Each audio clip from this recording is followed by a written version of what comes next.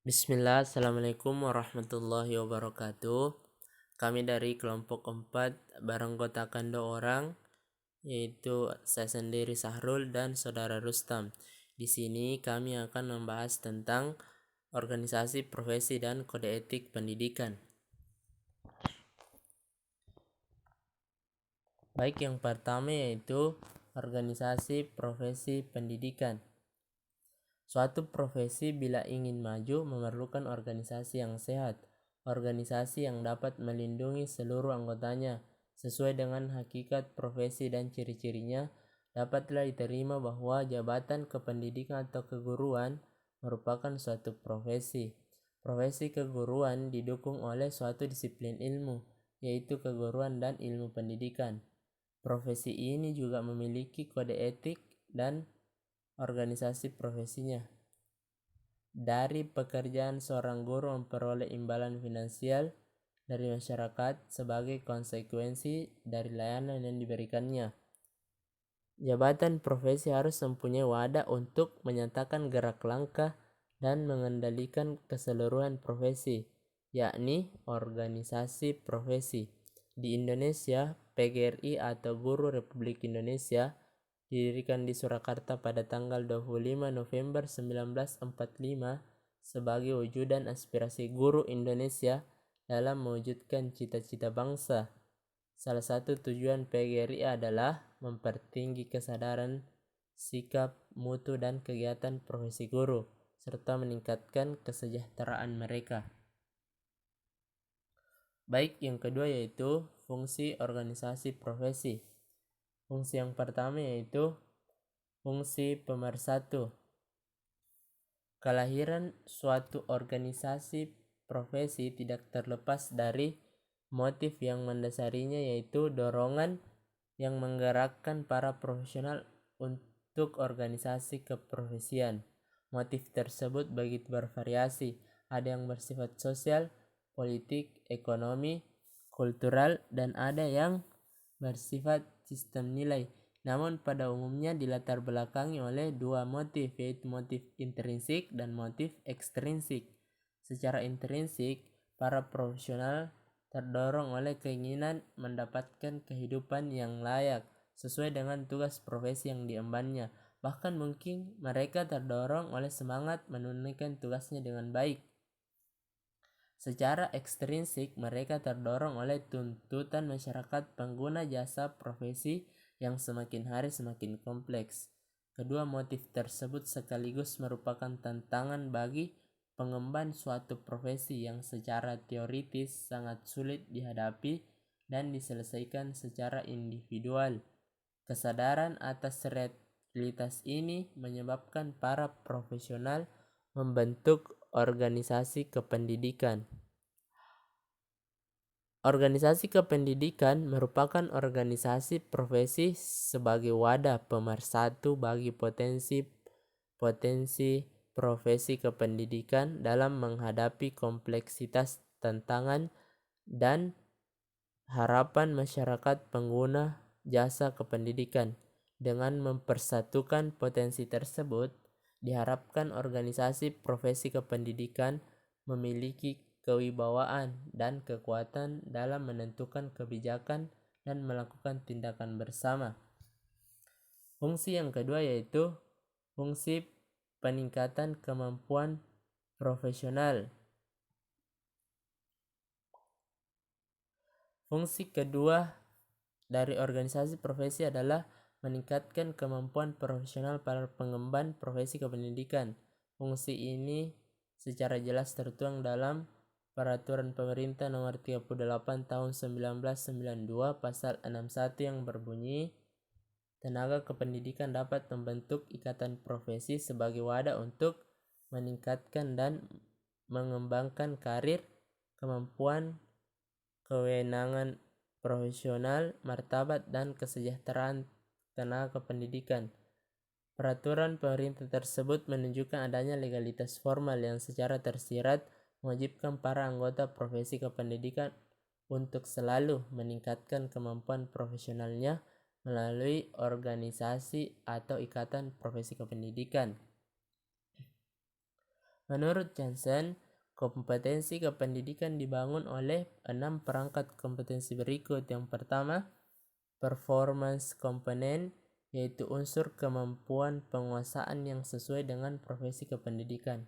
Yang kedua, subject component, yaitu unsur kemampuan penguasaan bahan, substansi, pengetahuan yang relevan.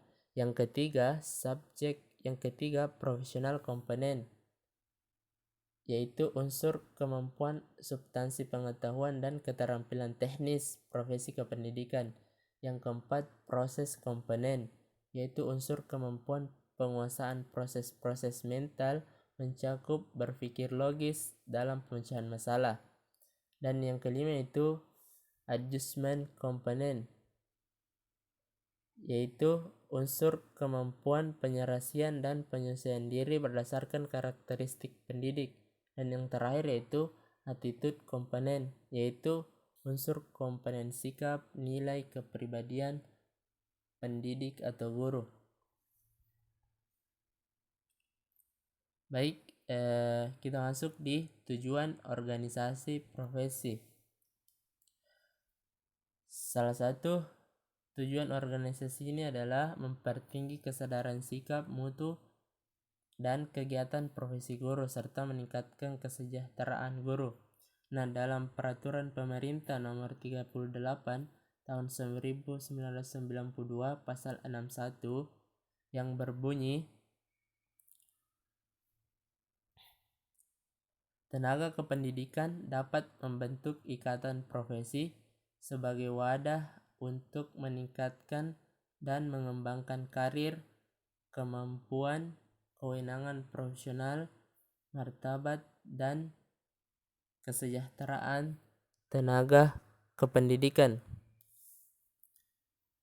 Sedangkan visinya secara umum ialah pertama, meningkatkan dan mengembangkan karir anggota, merupakan upaya dalam mengembangkan karir anggota sesuai dengan bidang pekerjaan yang diembannya. Kedua, meningkatkan dan mengembangkan kemampuan anggota, merupakan upaya terwujudnya kompetensi pendidikan yang handal.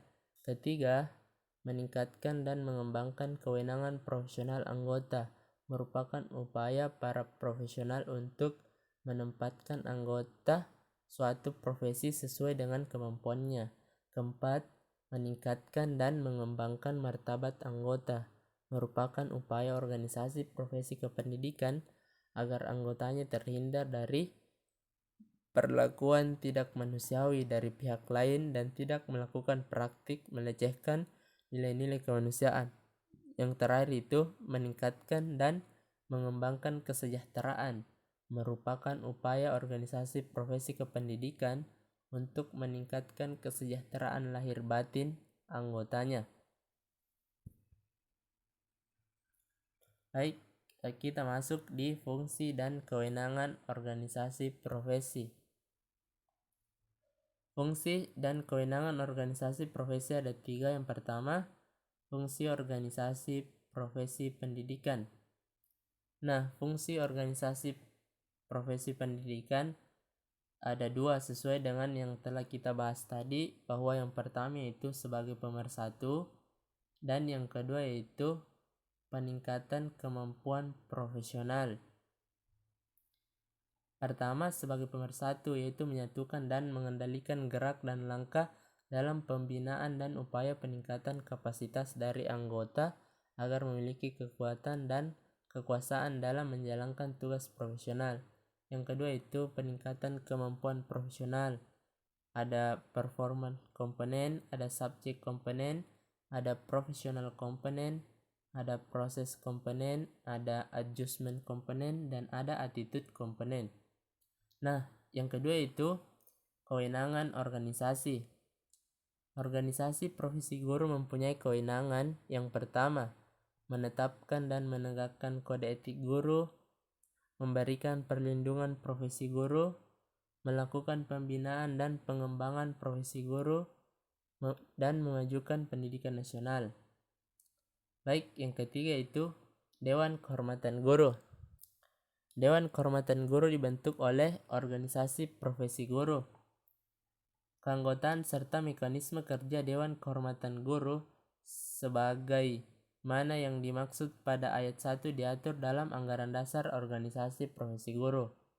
Dewan Kehormatan Guru sebagaimana dimaksud pada ayat 1 dibentuk untuk mengawasi pelaksanaan kode etik guru dan memberikan rekomendasi pemberian sanksi atas pelanggaran kode etik oleh guru. Rekomendasi Dewan Kehormatan Profesi Guru sebagaimana dimaksud pada ayat 3 harus objektif, tidak diskriminatif, dan tidak bertentangan dengan Anggaran Dasar Organisasi Profesi serta peraturan perundang-undangan. Organisasi profesi guru wajib melakukan rekomendasi Dewan Kehormatan Guru sebagaimana dimaksud pada ayat 3. Baik, kita masuk di kode etik guru yang insya Allah akan dijelaskan oleh Saudara Rustam.